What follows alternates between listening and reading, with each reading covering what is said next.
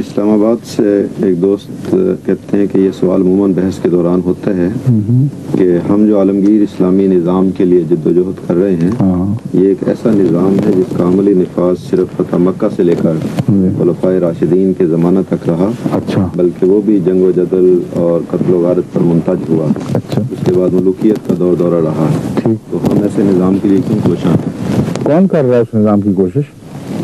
مجھے تو نہیں پتا۔ ہم تو جس نظام کے لیے کوشاں ہیں وہ تو محمد رسول اللہ صلی اللہ علیہ وسلم کا نظام ہے جو کسی حکومت کا محتاج ہی نہیں تھا، اس پہلے دن سے ہی دنوں پر حکومت کر رہا تھا، وہ انسانی فطرت پر حکمران تھا۔ محمد رسول اللہ آسمانی تاجور تھے اور جماعت احمدیہ تو اس نظام کی کوشش کر رہی ہے، اس میں تو ہم نے کبھی کوئی فتنہ نہیں دیکھا۔ اور یہ بھی جہلانہ باتیں ہیں کہ اسلام گویا کہ خلافت کے ساتھ ہی ختم ہو گیا۔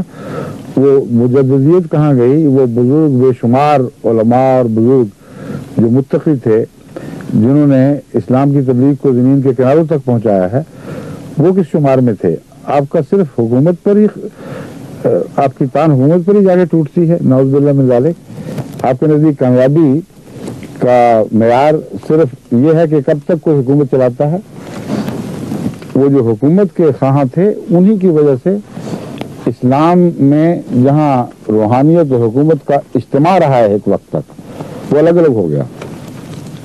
اللہ نے حکومت کی پرواہ کسی حد تک چھوڑ دی، پھر بھی خدا فضل فرماتا رہا، مگر جو اس کے رحمان رحیم کے بندے اس کی صفات سے متصف ہوتے تھے ان کا ساتھ تو کبھی نہیں چھوڑا۔ امت محمدیہ کی تاریخ پڑھ کے دیکھ لیں، مسلسل اللہ تعالیٰ کی رحمتوں کے نشان امت محمدیہ میں ہر صدی میں ہر ملک میں ملتے چلے آتے ہیں اور انہی سے اسلام زندہ ہے۔ ہم تو اس نظام کی کوشش کر رہے ہیں، آپ نے پتہ نہیں کون سا نظام دماغ میں رکھا ہوا ہے گویا کہ ہم اس کی کوشش کر رہے ہیں۔